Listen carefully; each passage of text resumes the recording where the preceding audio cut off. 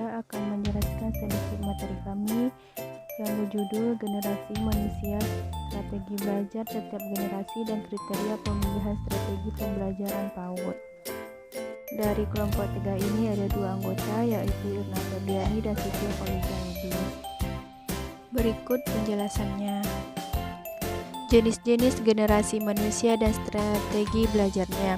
Yang pertama, tradisionalis or silent generation. Kebanyakan orang yang berasal dari generasi ini lahir pada masa depresi hebat. Pada masa itu, kebanyakan orang yang merupakan bagian dari silent generation lahir pada tahun 1925 hingga 1945. Orang tua dari generasi ini kebanyakan berasal dari lost generation atau generasi yang ada pada saat Perang Dunia I. Generasi ini tumbuh dengan sebuah anggapan bahwa kehidupan yang mereka miliki di masa depan akan sulit untuk dijalani. Pada era ini, hadiah Natal biasanya hanya berupa hal sederhana seperti buah jeruk atau makanan lengkap. Generasi ini juga disebut sebagai silent generation karena sebagai kelompok mereka tidak berani untuk menyuarakan pendapat atau suara mereka akan suatu hal. Generasi ini merasa bahwa menyuarakan suara atau pendapat adalah hal yang berbahaya bagi diri mereka sendiri. Yang kedua, baby boomers. Baby boomers adalah sebutan bagi orang-orang yang lahir pada tahun 1946 hingga 1964. Generasi ini sering dikaitkan sebagai generasi dengan hak istimewa karena banyak yang tumbuh selama periode peningkatan kemakmuran. Sebagian karena subsidi pemerintah pasca perang yang meluas dalam perumahan dan pendidikan.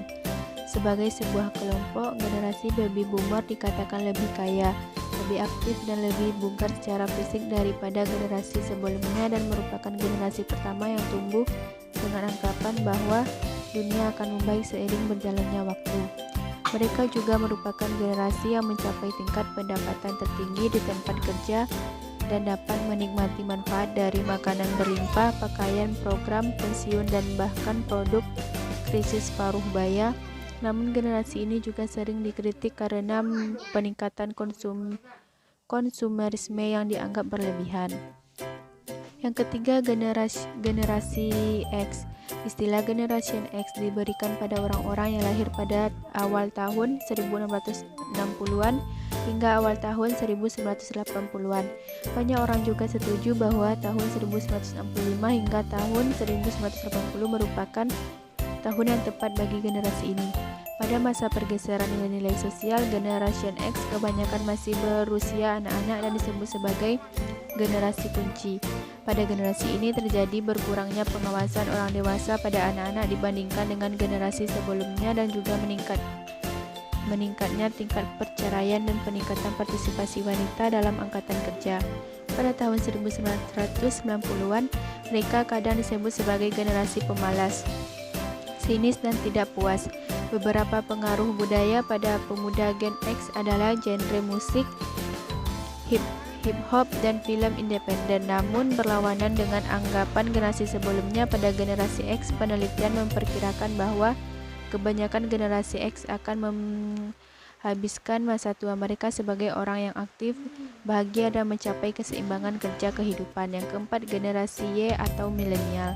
Milenial mungkin merupakan salah satu istilah yang paling sering kamu dengar.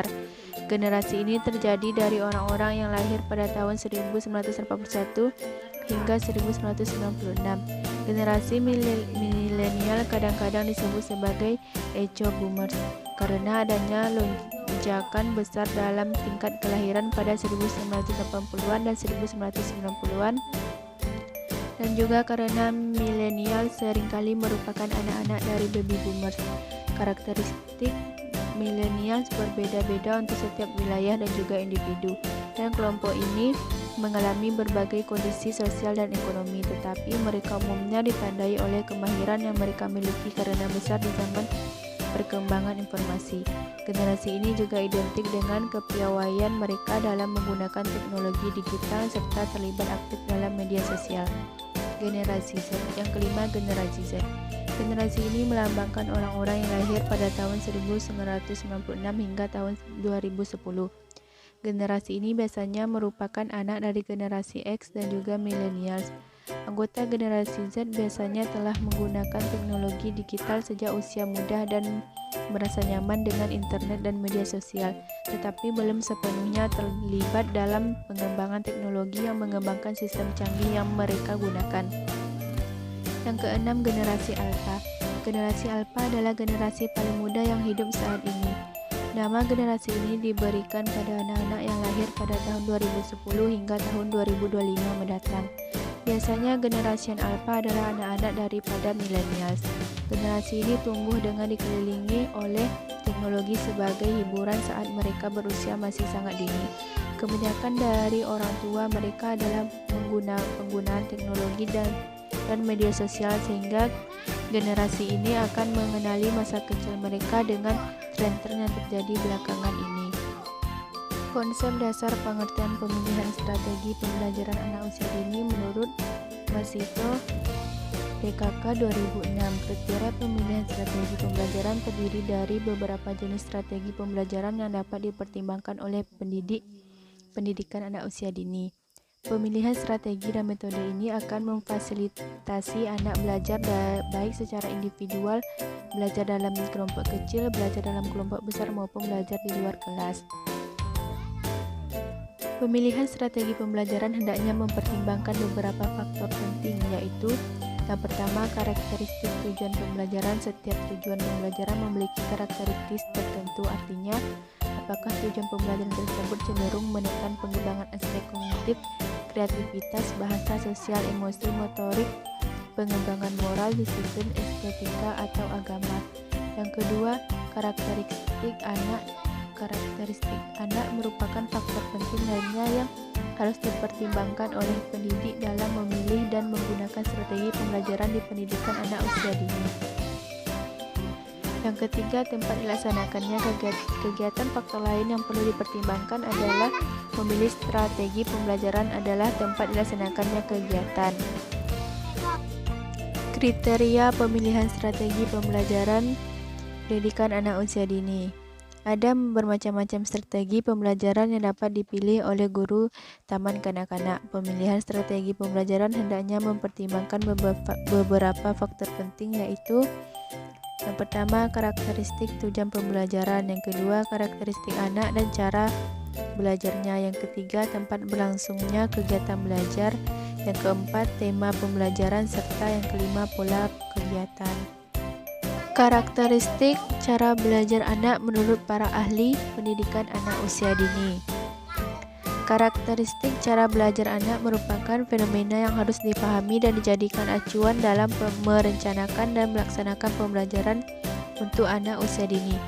Adapun karakteristik cara belajar anak menurut Masito DKK 2009 adalah: yang pertama, anak belajar melalui bermain. Yang kedua, anak belajar dengan cara membangun pengetahuannya. Yang ketiga, anak belajar secara alamiah. Yang keempat, anak belajar paling baik jika apa yang dipelajarinya mempertimbangkan keseluruhan aspek pengembangan bermakna, menarik, dan fungsional. Kegiatan pembelajaran pada anak usia dini menurut Sugiono dan Sugiono Yuliana Nuraini Sugiono 2009 pada dasarnya adalah pengembangan kurikulum secara konkret berupa seperangkat rencana yang berisi sejumlah pengalaman belajar melalui bermain yang diberikan pada anak usia dini berdasarkan potensi dan tugas perkembangan yang harus dikuasai dalam rangka pencapaian kompetensi yang harus dimiliki oleh anak. Atas dasar pendapat di atas, dapat dinyatakan bahwa pembelajaran untuk anak usia dini memiliki karakteristik sebagai berikut. Yang pertama, belajar bermain dan bernyanyi. Pembelajaran untuk anak usia dini diwujudkan sedemikian rupa sehingga dapat membuat anak aktif, senang, bebas memilih. Anak-anak belajar melalui interaksi dengan alat-alat permainan dan perlengkapan serta manusia. Anak belajar dengan bermain dalam suasana yang menyenangkan.